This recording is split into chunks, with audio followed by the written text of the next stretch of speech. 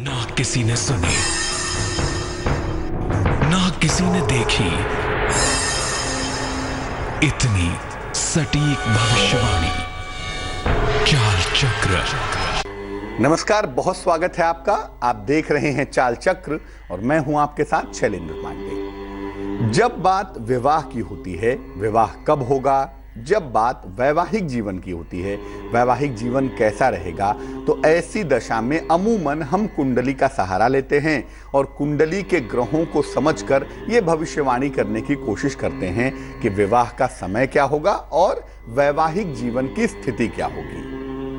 आज हम बात करेंगे हस्त रेखाओं की और ये जानेंगे कि आपकी हाथ की रेखाओं को देखकर आपके विवाह के बारे में क्या जानकारी पा सकते हैं, क्या समझ सकते हैं। हस्तरेखाओं का विवाह के साथ क्या कनेक्शन है, आज आपको ये जरूर बताएंगे।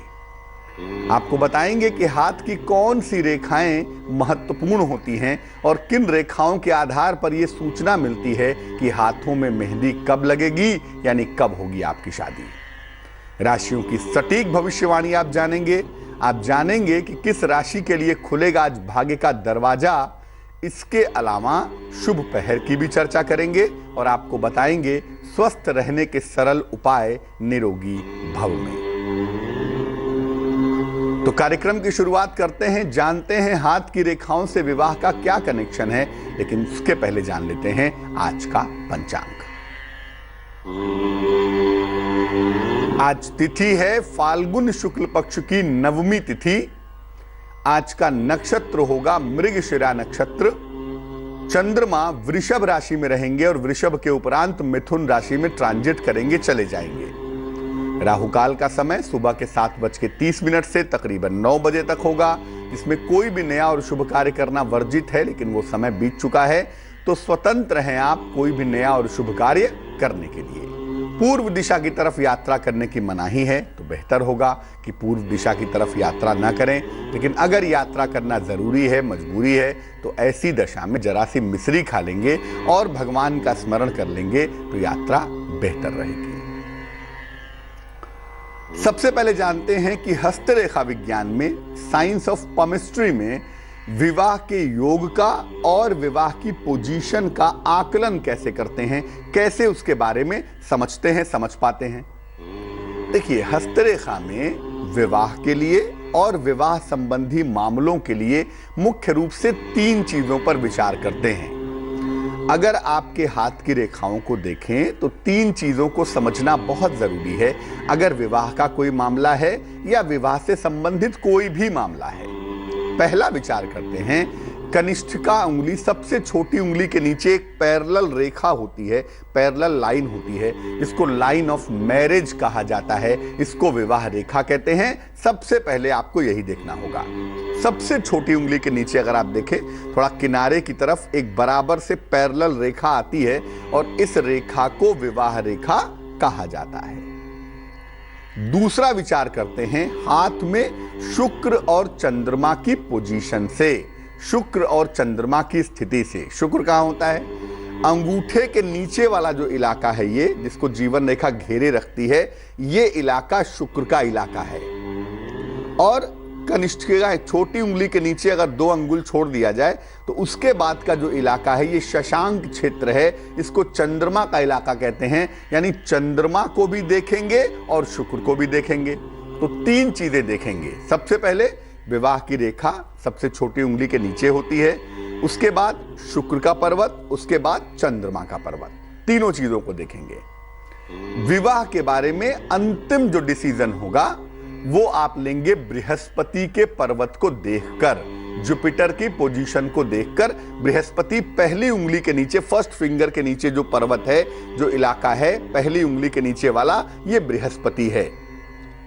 तो कुल मिला जुला के आपको विवाह रेखा को देखना है नंबर 1 पे, नंबर 2 पे शुक्र और चंद्रमा को देखना है और नंबर 3 पे आपको बृहस्पति को देखना है। तब जाकर आप किसी व्यक्ति के विवाह के बारे में ठीक ठीक निर्णय ले पाएंगे, ठीक ठीक चीजों को समझ पाएंगे।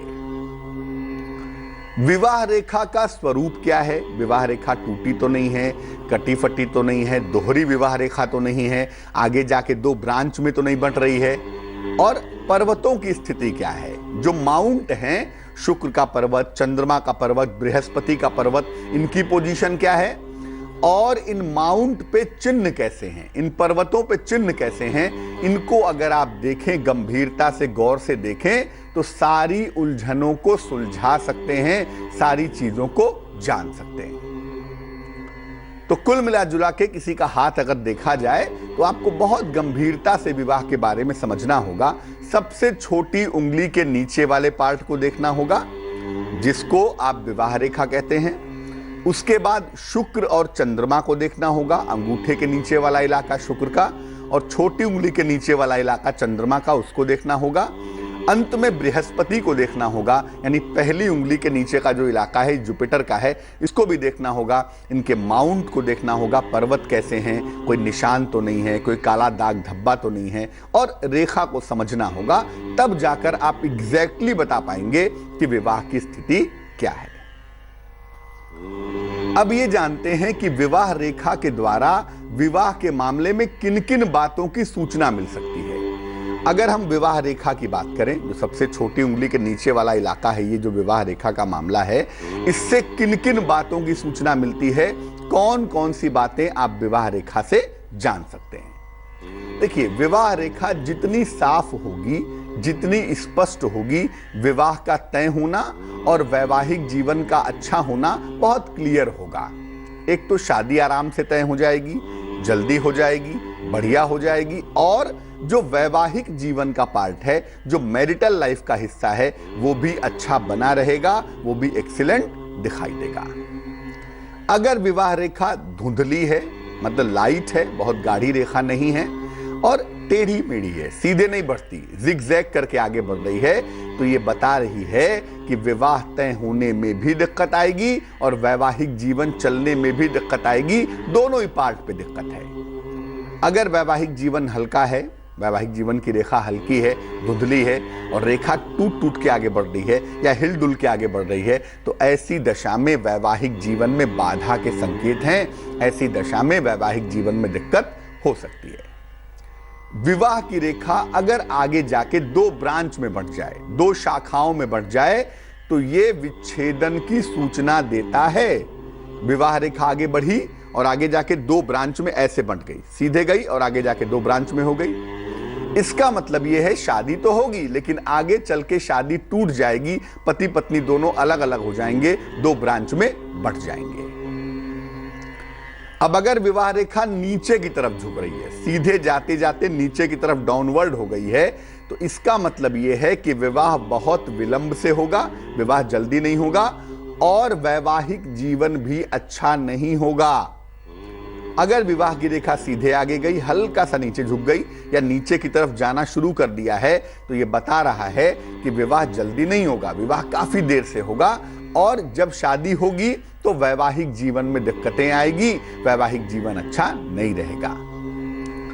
अब मान लिया वैवाह रेखा सूर्य पर्वत पे चली गई। सूर्य पर्वत माने जो तीसरी उंगली है, जिसको रिंग फिंगर कहते हैं, यहां से विवाह रेखा सूर्य के पर्वत तक चली आई, आगे खिंच गई, काफी आगे आ गई, सूर्य पर्वत पे चली गई, या विवाह रेखा पर तिल हो गया मान लिया, तो ऐसी दशा में विवाह के बाद व्यक्ति का पतन हो जाता है, व्यक्ति डाउनफॉल हो जाता है व्यक्ति का।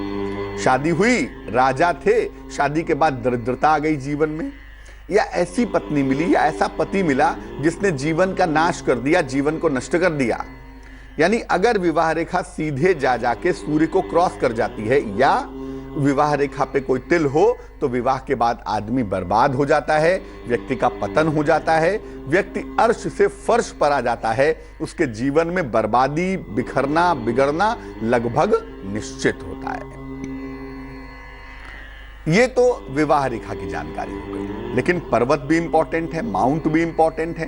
3 पर्वत के बारे में हमने आपको बताया, एक शुक्र के बारे में, चंद्रमा के बारे में, और एक बृहस्पति के बारे में। शुक्र, चंद्रमा और बृहस्पति के पर्वत से विवाह के मामले में क्या सूचना मिलती है, कैसे जानेंगे शुक्र, चंद्रमा और बृहस्पति का क्या रोल है विवाह के मामले में, क्या समझ में आता है।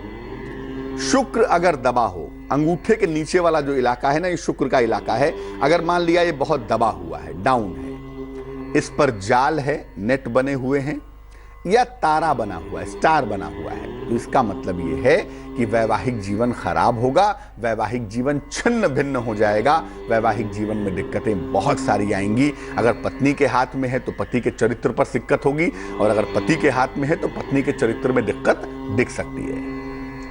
चंद्रमा के पर्वत पर अगर तिल हो, चंद्रमा का जो ये पर्वत है, अगर इस पर तिल हो या दाग धब्बे हो तो विवाह काफी लेट में होता है। अमूमन ऐसा देखा गया है, चंद्रमा की जो आयु बताई जाती है वो बताई जाती है तकरीबन 30 साल के बाद। तो 30 के बाद माने 30 साल तक चंद्रमा का प्रभाव थोड़ा बहुत रहता है, जब वो घटता है तभी शादी होती है। तो 30 के बाद शादी होगी। अगर चंद्रमा के पर्वत पे तिल हो या दाग धब्बे हो तो विवाह 30 वर्ष के बाद ही होता है, विवाह काफी विलंब से होता है। और शुक्र और चंद्रमा से ही मुख्य रूप से विवाह होने के लक्षण देखे जाते हैं। जैसे जब विवाह होने का समय बहुत निकट होता है ना, कि शादी अब होने ही वाली है, अब बस शादी तय हुई, अब हुई कि तब हुई, जब ये समय निकट आ जाता है तो आप ऐसा देखेंगे कि जो शुक्र का पर्वत है ये और जो चंद्रमा का पर्वत है ये एकदम गुलाबी हो जाता है, पिंकिश हो जाता है, इस पर गुलाबी आभा आ जाती है, इसका जो ऑरा है वो हल्का सा पिंक दिखाई देता है, और तमाम छोटी छोटी रेखाएं ऊपर की तरफ जाने लगती हैं हाथ में जब विवाह का समय निकट आता है। इसको प्रभाव रेखा कहते हैं।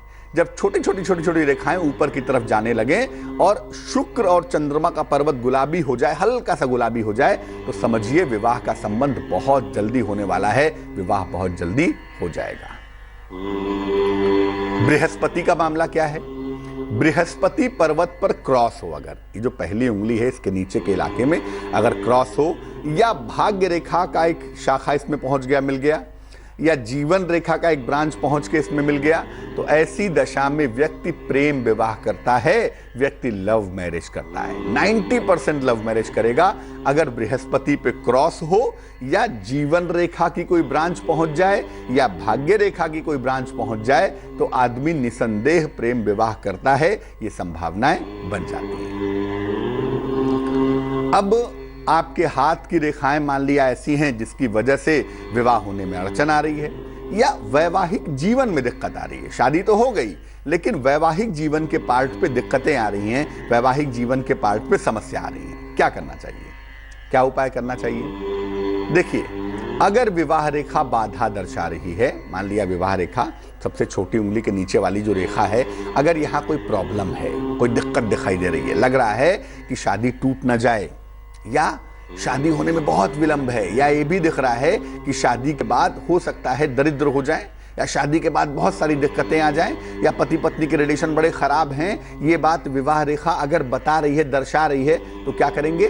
कनिष्ठिका उंगली में, सबसे छोटी उंगली में एक शुद्ध चांदी का छल्ला पहन लेंगे। शुद्ध चांदी का छल्ला, मिलावट बिल्कुल नहीं होनी चाहिए, एक प्योर चांदी का छल्ला बनवा करके शुक्रवार के दिन पहनना बेहद फायदेमंद होगा।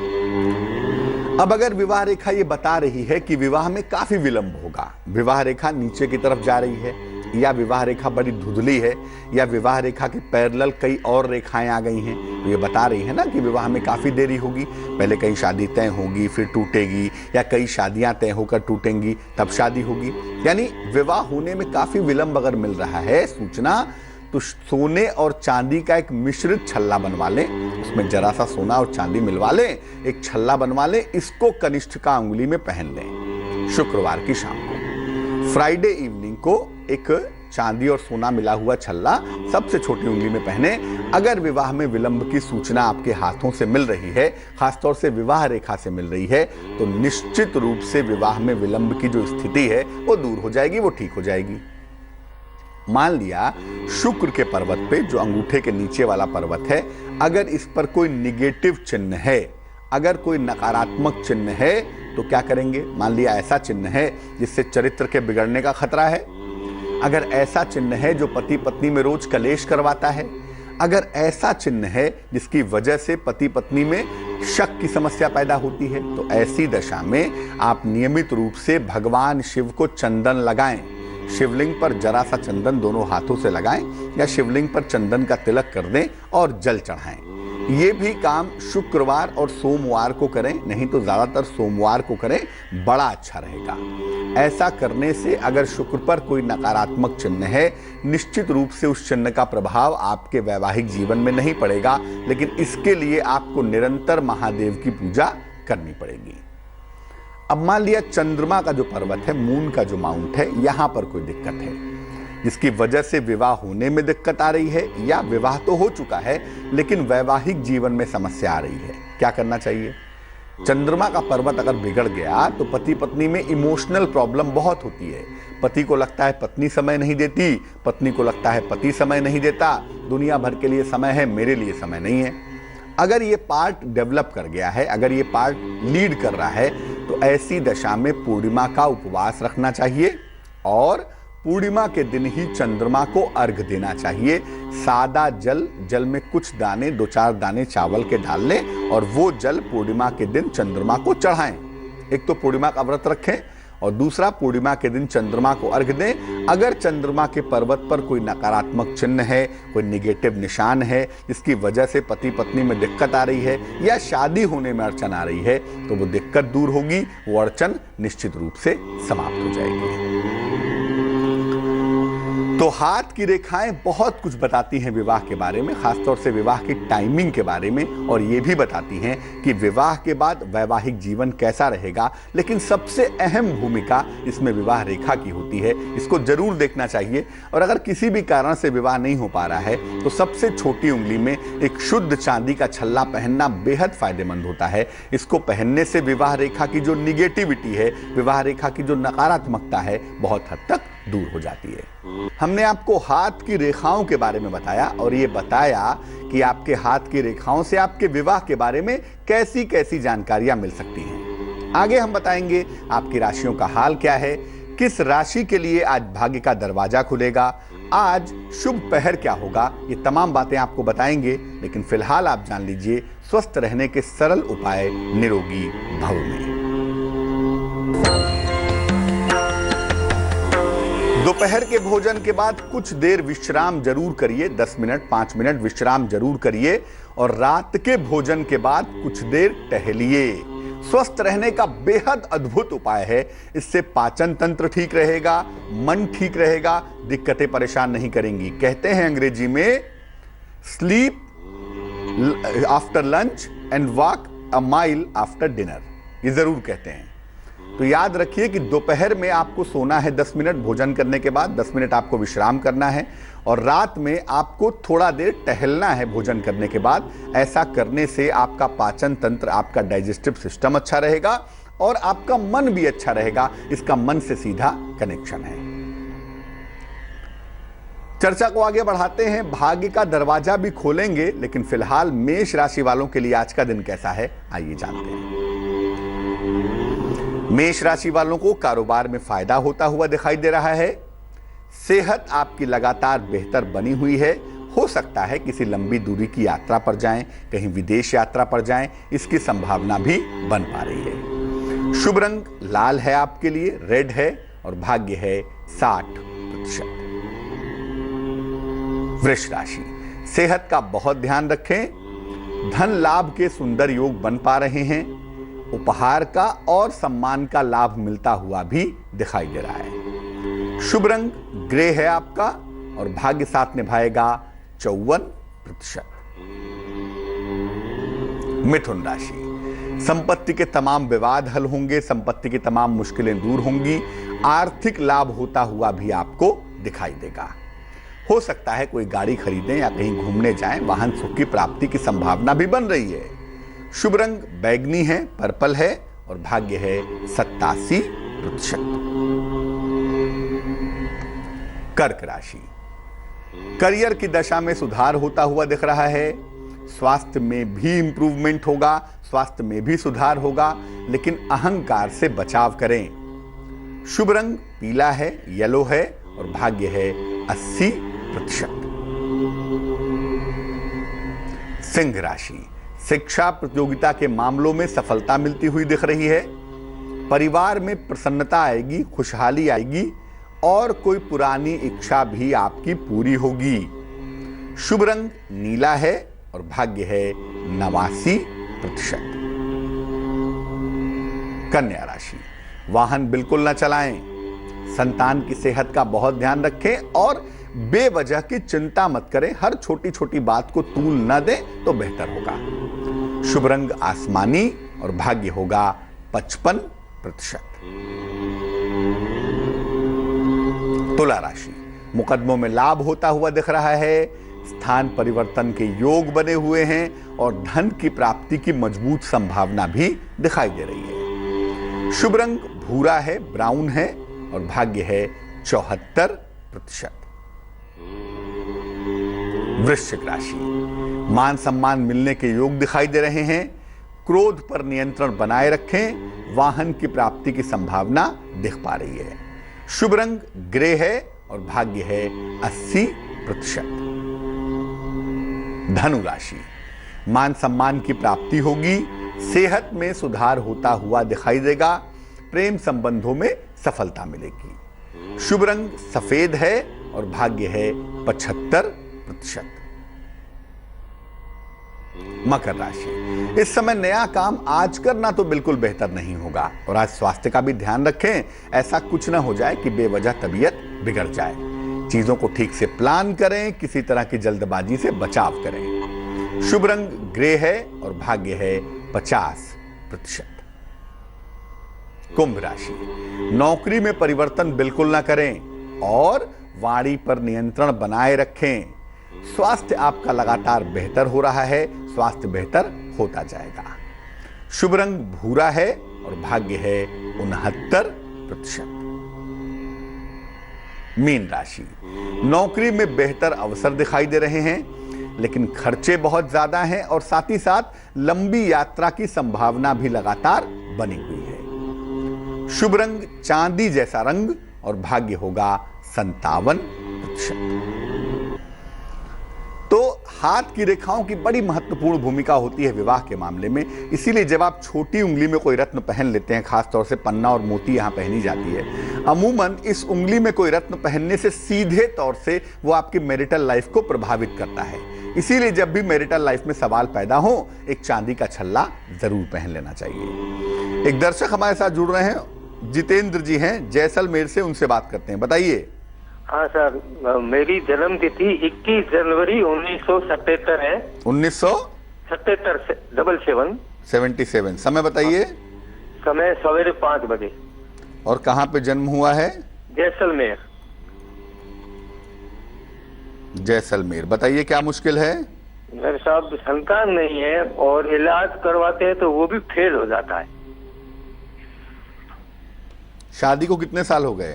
13।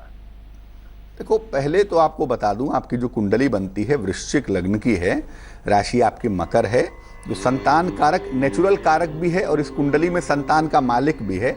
बृहस्पति वो छठे खाने में बैठा है केतु के साथ, मंगल की राशि में, और मंगल चला गया है बुध के साथ।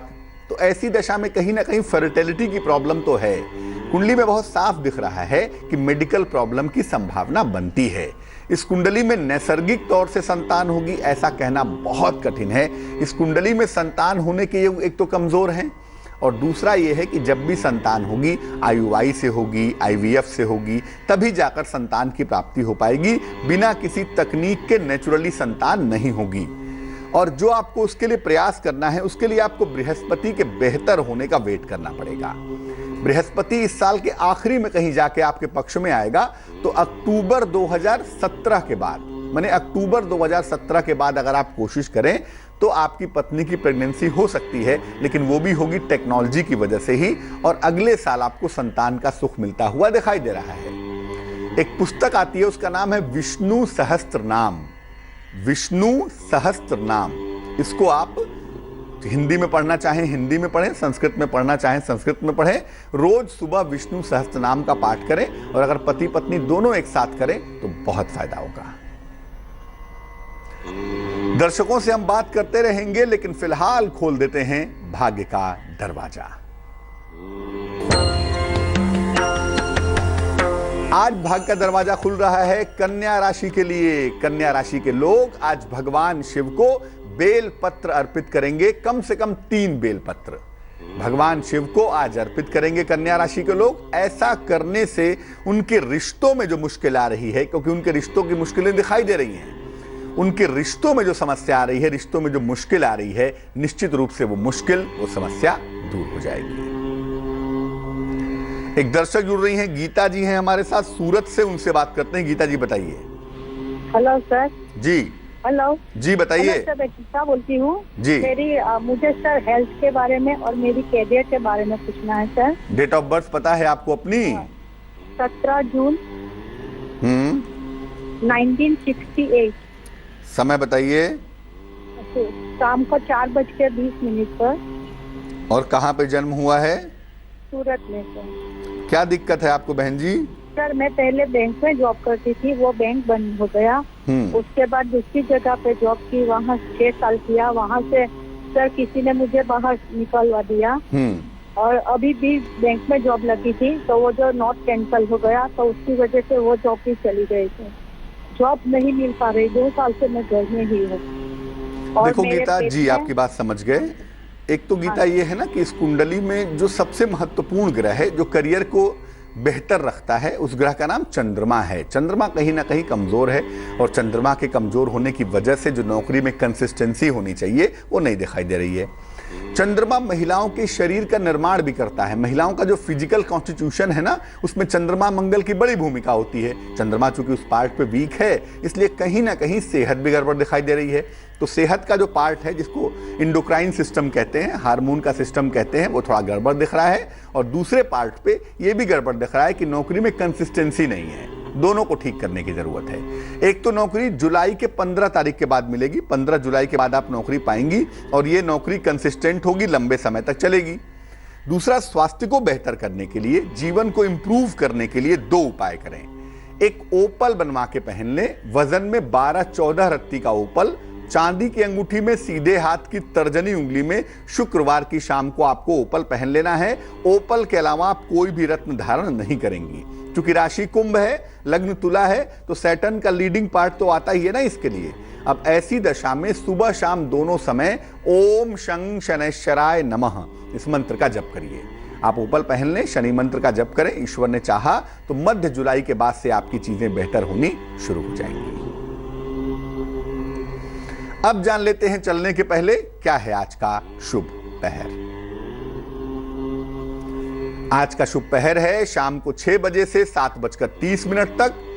इस समय में भगवान शिव को जरा सा गंगा जल या जितना भी संभव हो गंगा जल अर्पित करें। अगर धन संबंधी कोई मुश्किल है, धन संबंधी कोई बाधा है, तो वो बाधा दूर होगी, लेकिन करना होगा शुभ समय में ही। और शुभ पहर का समय होगा शाम को 6 बजे से तकरीबन 7:30 तक। तो आज के लिए चाल चक्र में बस इतना ही। मुझे दीजिए इजाजत। आगे देखिए रिश्तों की कहानी संजय सिन्हा के साथ। नमस्कार।